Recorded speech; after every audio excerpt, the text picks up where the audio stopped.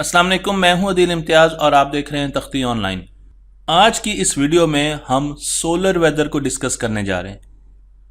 हम space weather को discuss करने जा रहे हैं और जितना भी डेटा इस वीडियो में शामिल किया गया है वो डॉक्टर लूसी ग्रीन की एक प्रेजेंटेशन से लिया गया है, एक पब्लिक लेक्चर से लिया गया है, जो कि रिसर्च फेलो हैं मुलाड स्पेस साइंस लेबॉर्ट्री लंदन की।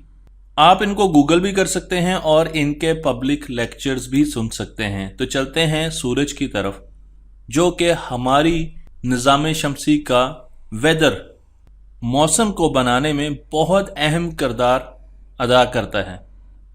सूरज की कोर में फ्यूजन रिएक्शन हो रहे होते हैं, जिस पर मैं तफसीली वीडियो बना चुका हूं, और रोशनी सूरज की कोर से निकलकर पहले सूरज की सतह पर आती है और फिर स्पेस में ट्रेवल करती है। मैं आपको यहां पर सूरज का क्रॉस सेक्शनल व्यू भी दिखा रहा हूं और आप देख सकते हैं कि सूरज की कोर से फोटॉन्स जनरेट हो रहे हैं। जब भी हम सूरज का मुआयना करते हैं इलेक्ट्रोमैग्नेटिक बैंड के मुख्तलिफ हिस्सों में, तो हमें सूरज से मुख्तलिफ इंफॉर्मेशन मिलती है। मैं इस वक्त सूरज को विजिबल बैंड में देख रहा हूं और आप देख सकते हैं कि हमें सूरज किस तरह नजर आ रहा है। लेकिन अगर हम अपने बैंड को शिफ्ट करें अल्ट्रावायलेट की तरफ, तो अब हमें सूरज में मुख्तलिफ इंफॉर्मेशन मिलेगी। और इसी तरीके से एक्सरे की तरफ अगर हम और मूव करें तो हमें सूरज की एक्टिविटी नजर आएगी। आप यहां पर देख सकते हैं कि सूरज, जिसकी आबो हवा बहुत ज्यादा गर्म है, जिसका टेम्परेचर बहुत ज्यादा है, इस सूरज के इर्द गिर्द गैस के इलेक्ट्रॉन्स अपने एटम्स को छोड़ देते हैं। उनको इतनी एनर्जी मिलती है कि वो एटम से अलग हो जाते हैं। एटम्स आयॉन्स और इलेक्ट्रॉन्स में बदल जाते हैं और हमें प्लाज्मा देते हैं। प्लाज्मा मैटर की चौथी स्टेट है, जिस पर बहुत सी वीडियोस बना चुका हूं। यहां पर आप इसे कोरोना कहेंगे, तो आपको यहां पर कोरोना नजर आ रहा है। कोरोना को देखने के लिए सबसे बेहतरीन वक्त सूरज ग्रहण का होता है, सोलर एक्लिप्स का होता है, क्योंकि आप यहां पर देख सकते हैं कि जितनी भी रोशनी आपको सूरज के इर्द गिर्द नजर आ रही है, ये कोरोना है। कोरोना मैस इजेक्शन है, क्योंकि कोरोना प्लाज्मा से बना होता है और प्लाज्मा बहुत अच्छा कंडक्टर है इलेक्ट्रिसिटी का भी और हीट का भी। इसलिए सूरज कोरोना की वजह से पूरे निज़ाम शमसी का टेम्परेचर मेंटेन करता है। हमारे निज़ाम शमसी का टेम्परेचर सूरज की वजह से मेंटेन होता है। मैं आपको यह भी बता दूं कि सूरज में मैग्नेटिक लूप्स भी बन रही होती हैं। आप यहां पर कुछ मैग्नेटिक लूप्स देख रहे हैं, आप देख रहे हैं कि ये गोल गोल लच्छे नजर आ रहे हैं, ये मैग्नेटिक लूप्स हैं। और इन मैग्नेटिक और इलेक्ट्रिक लूप्स के इर्द गिर्द प्लाज्मा के आयंस अपने आप को अरेंज करते हैं।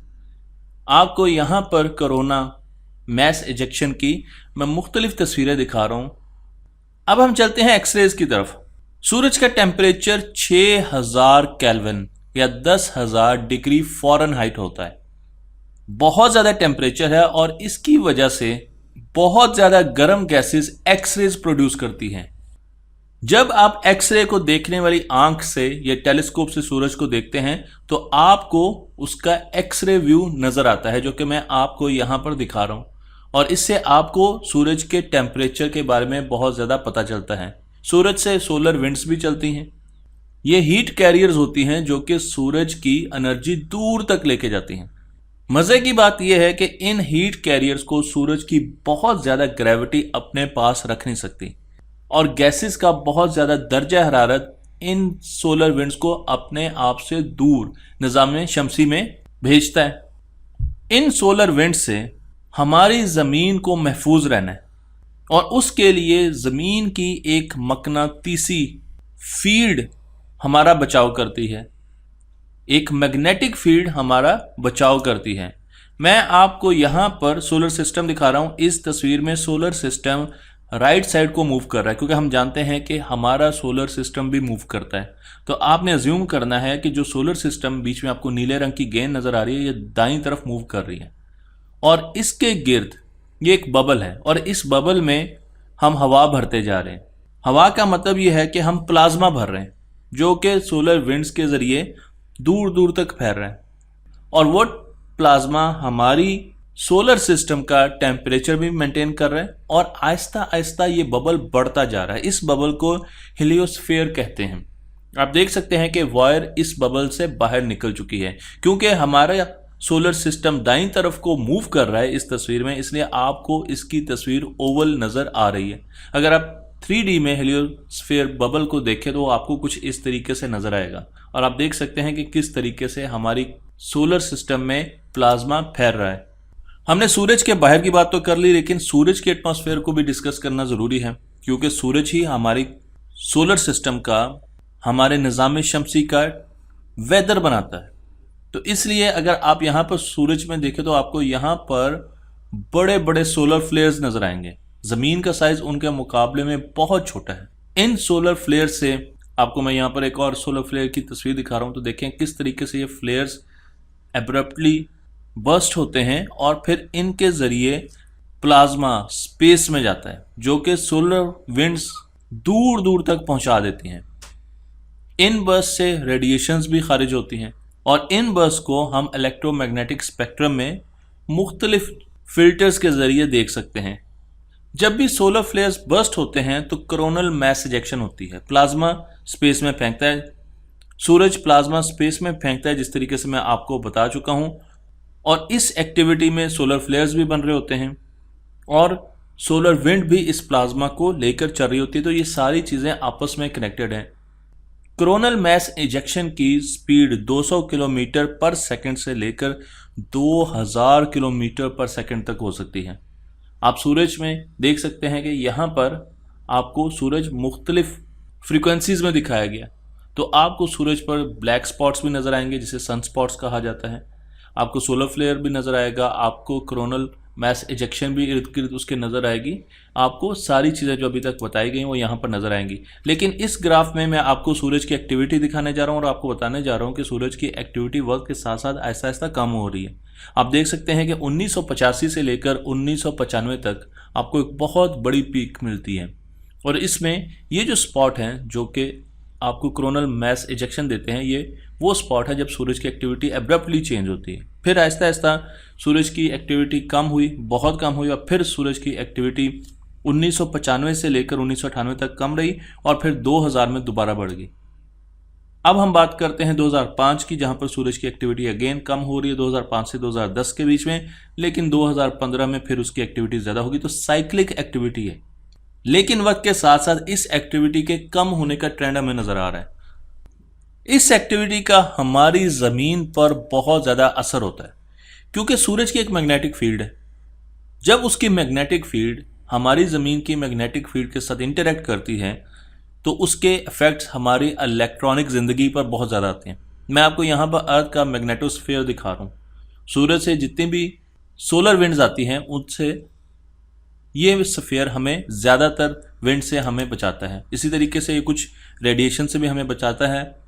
लेकिन जब भी कोरोनल मैस इजेक्शन होती है और बहुत ज़्यादा होती है तो हमारी मैग्नेटिक फील्ड सूरज की मैग्नेटिक फील्ड के साथ इंटरेक्ट करती है। इस प्रोसेस को मैग्नेटिक रिकनेक्शन कहते हैं। आप देख सकते हैं कि सूरज की मैग्नेटिक फील्ड नीचे की तरफ जा रही है, साउथ की तरफ जा रही है, जबकि हमारी मैग्नेटिक फील्ड अगर आप ज़मीन की मैग्नेटिक फील्ड देखें तो उसकी डायरेक्शन उल्टी है। और जब ये आपस में इंटरकनेक्ट करेंगे तो ये, क्योंकि पूरी एनिमेशन थी लेकिन मैं आपको यहाँ पर स्टैटिक पिक्चर्स में दिखा रहा हूँ, तो आहिस्ता आहिस्ता आप देखेंगे ये पूरी की पूरी मैग्नेटिक फील्ड ज़मीन की मैग्नेटिक फील्ड के साथ इंटरेक्ट कर रही है और उसके साथ साथ ज़मीन पर बहुत सी चेंजेस आ रही हैं। हम किसी भी तरीके से इस एनर्जी को जो सूरज से हमारी तरफ आ रही है, चाहे वो सोलर विंड्स की फॉर्म में है, कोरोनल इजेक्शन की फॉर्म में है, सोलर फ्लेयर की फॉर्म में है, इसको हार्नेस कर सके तो हम बहुत ज़्यादा एनर्जी हासिल कर सकेंगे सूरज से। लेकिन आप यहाँ पर देख सकते हैं कि सूरज की जो मैग्नेटिक फील्ड्स जिन्होंने ज़मीन की मैग्नेटिक फील्ड को अल्टर किया है वो ग्रीन कलर में आपको यहाँ पर नज़र आ रही है और आहिस्ता आहिस्ता ज़मीन पर आपको इस रिकनेक्शन की वजह से नॉर्दर्न और साउदर्न लाइट्स नज़र आ रही हैं। यहाँ पर आपको रंग बिरंगी लाइट्स नज़र आ रही हैं और ये वो जगह है जहाँ पर आयोनाइजेशन हो रही है, प्लाज्मा बन रहा है। आपको मैं यहाँ पर दिखा रहा हूँ। नॉर्दर्न और साउदर्न एरियाज में आपको रंग बिरंगी लाइट्स नज़र आ रही हैं, जिस पर मैं पूरी वीडियो बना चुका हूँ। सूरज की एक्टिविटी का मैंने बताया हमारी ज़मीन पर बहुत ज़्यादा असर होता है। तो चलते हैं हम पास्ट में, माजी में, और यहाँ पर मैं आपको दिखा रहा हूँ एक बहुत बड़ी पीक आई है। इस पीक के दौरान सूरज की एक्टिविटी बहुत बड़ी, मैं बात कर रहा हूँ 1989 की, और मैसिव कोरोनल मैस इजेक्शन हुई जिसने ज़मीन को हिट किया। इसका असर क्या हुआ? इसका असर ये हुआ कि ज़मीन पर मुख्तलिफ इलाकों में बिजली चली गई, ग्रिड स्टेशन फेल हो गए। आप यहाँ पर अमेरिका का मैप देख सकते हैं, तो आप देख सकते हैं कि कहाँ पर ब्लैकआउट हुआ, कहाँ पर इक्विपमेंट डैमेज हुआ, कहाँ पर बिजली की ट्रिपिंग्स हुई। इसी तरीके से 1000 से ज़्यादा स्पेस ऑब्जेक्ट्स एक हफ्ते के लिए गुम हो गए। स्पेस स्टेशंस, स्पेस सैटेलाइट्स, एक हफ्ते तक उनके साथ हमारी कम्युनिकेशन नहीं हो सकी। 60 लाख लोग सिर्फ कनाडा में एनर्जी से, इलेक्ट्रिकल एनर्जी से महरूम हो गए, उनके घरों में बिजली नहीं थी। इसी तरीके से यूके में ट्रांसफार्मर्स डैमेज हुए, और भी दुनिया में बहुत ज़्यादा चेंजेस नज़र आई। बहुत सी अखबारों में इस पर आर्टिकल्स लिखे गए, लेकिन मैं आपको नासा की वेबसाइट दिखा रहा हूँ, तो आप देख सकते हैं कि इस वेबसाइट पर भी आपको ऐसे आर्टिकल्स मिलेंगे जिसमें इस इवेंट का जिक्र है। और दूसरा इवेंट आया 2003 में, जब दोबारा CME, एक बहुत बड़ी CME कोरोनल मैस इजेक्शन ने ज़मीन को हिट किया। इस सोलर स्टॉर्म को हम हेलोइन सोलर स्टॉर्म कहते हैं, जो कि 2003 में आया और 90 मिनट तक स्वीडन में बिजली का ब्लैकआउट रहा। नेविगेशन सैटेलाइट्स के एरर्स आने शुरू हो गए, जो कि आपको हर वक्त आपकी जगह और रास्ता बता रही होती हैं, उनमें एरर्स आने शुरू हो गए, जिसमें GNS जो कि ग्लोबल नेविगेशन सैटेलाइट सिस्टम है, यूरोप का सैटेलाइट सिस्टम है, इसमें बहुत से एरर्स आए। 47 से ज़्यादा सैटेलाइट्स में आउटेजेस, प्रॉब्लम्स आ गए, जहाज़ों में प्रॉब्लम्स आ गए। हाई फ्रीक्वेंसी जितनी भी कम्युनिकेशन थी, चाहे वो ज़मीन पर थी या सैटेलाइट से ज़मीन तक होती थी, वो सारी की सारी रुक गई। तो आप अंदाज़ा लगा सकते हैं कि कितना बड़ा तूफान आया। इसे इलेक्ट्रोमैग्नेटिक स्टॉर्म भी कहते हैं। फिर 2017 में इलेक्ट्रोमैग्नेटिक स्टॉर्म आया। एक्टिविटी कोई बहुत ज़्यादा नहीं हुई, लेकिन स्टिल हमारे पास इलेक्ट्रोमैग्नेटिक स्टॉर्म आया, जिसकी वजह से रेडियो कम्युनिकेशन ख़त्म हो गई। और ये वो वक्त था जब कैरेबियन में एक बहुत ख़तरनाक हैरिकेन आया हुआ था, तूफ़ान आया हुआ था, और हमें एमरजेंसी के लिए रेडियो कम्युनिकेशन चाहिए थी, और उस वक्त रेडियो कम्युनिकेशन ख़त्म हो गई। तो सूरज आपकी ज़मीन को किस तरीके से असरअंदाज कर रहा है, अब आपको अंदाज़ा होगा। और अगर फ्यूचर में ये एक्टिविटी बहुत ज़्यादा होती है तो सूरज का इम्पैक्ट आपकी टेक्नोलॉजी पर क्या होगा, उसका अंदाज़ा आप इन 3 मसालों से लगा सकते हैं। इसलिए ज़रूरी है कि हम सूरज को पढ़ें, और उसके लिए हम बहुत से मिशन सूरज के करीब भेज रहे हैं, ताकि हम सूरज को स्टडी कर सकें, जिसमें से एक मिशन सोलर ऑर्बिटर है, जो कि सूरज के गिर्द 22 चक्कर लगाएगा, 22 राउंड अप्स करेगा सूरज के, और उसको स्टडी करने की, उसकी तस्वीरें खींचने की, उसके क्लोजअप्स लेने की पूरी टेक्नोलॉजी रखता है। मैं आपको यहाँ पर सोलर ऑर्बिटर के जो ऑर्बिट्स हैं, जो उसकी ट्रेजेक्ट्री है, उसकी भी एक एनिमेशन दिखा रहा हूँ। तो आप देख सकते हैं वाइट कलर में आपको सोलर ऑर्बिटर की मूवमेंट नज़र आ रही है, और ये किस तरीके से सूरज के गिर्द 22 चक्कर लगाएगा। और 22 चक्कर में ये यूरोपियन स्पेस एजेंसी का एक प्रोजेक्ट है, जिसमें वो सूरज के बारे में ज़्यादा से ज़्यादा मालूमात हासिल करने की कोशिश करेगा, उसकी तस्वीरें खींचेगा, उसे स्टडी करने की कोशिश करेगा। दूसरा हमारे पास मिशन पार्कर सोलर प्रोब है, जो कि नासा का एक बहुत बड़ा मिशन है, 2018 में भेजा गया है, और इसने 2025 तक सूरज को स्टडी करना, और ये सूरज के बहुत ज़्यादा करीब जाएगा। मैंने यहाँ पर इसकी स्पीड भी लिखी और ये भी बताया है कि सूरज के कितना ज़्यादा करीब जाएगा, और उसको स्टडी करेगा, उसके मैग्नेटिक फील्ड को स्टडी करेगा, उसे मेजर करेगा, सोलर विंड्स को देखेगा, उनकी स्पीड वेरिएशन को स्टडी करेगा कि सोलर विंड्स कुछ बहुत तेज़ होती हैं और कुछ बहुत स्लो होती हैं, इसकी क्या वजह है। हाई एनर्जी पार्टिकल्स का बिहेवियर देखेगा, रेडिएशंस को स्टडी करेगा, जो कि सूरज हर वक्त रेडिएट कर रहा है। तो आप इस वक्त तस्वीर में भी सोलर पार्कर सैटेलाइट को देख सकते हैं। और इसके बाद तीसरी सैटेलाइट है ईसा, यूरोपियन स्पेस एजेंसी ने जिसे भेजा है लेग्रांज मिशन। लेग्रांज मिशन ऐसा मिशन है जो कि सूरज और ज़मीन दोनों को एक नज़र से देखेगा। दोनों के साथ अगर आप L5 पॉइंट देखें, ये वो पॉइंट है, L5 वो पॉइंट है जहां पर ये स्पेस प्रोब लोकेट करेगी। ये एक स्पेस स्टेशन है, वेदर स्पेस स्टेशन है जो कि सूरज को भी देख रहा होगा और ज़मीन को भी देख रहा होगा, और ज़मीन और सूरज से इसका एंगल हमेशा इतना ही रहेगा जितना मैंने आपको इस तस्वीर में दिखाया। लैग्रांज पॉइंट की खासियत ये है कि ये हमें एक ऐसी जगह देता है जहाँ से हम सूरज की एक्टिविटी को देख सकते हैं और ज़मीन पर उसका असर आने से पहले ही हम ज़मीन पर कम्युनिकेट कर सकते हैं कि बहुत बड़ा कोरोनल मास इजेक्शन हुआ है और ज़मीन उससे मुतासर होने वाली है। इस स्पेस वेदर स्टेशन को L5 जगह पर रखा जाएगा और ये मुस्तकिल तौर पर हमें सूरज के बारे में बताएगा और सूरज के ज़मीन पर पड़ने वाले असरात के बारे में बताएगा। और आने वाले वक्तों में बहुत से ऐसे स्पेस वेदर स्टेशंस हम बनाने जा रहे हैं और उनको सोलर सिस्टम में मुख्तलिफ जगहों पर प्लेस करने जा रहे हैं जो कि हमें सोलर सिस्टम के वेदर्स के बारे में बताएंगे। और हो सकता है फ्यूचर में आप एक ऐसा चैनल देखें जो आपको ज़मीन की वेदर फोरकास्ट ना दे बल्कि वो आपको सोलर सिस्टम की वेदर फोरकास्ट दे रहा होगा।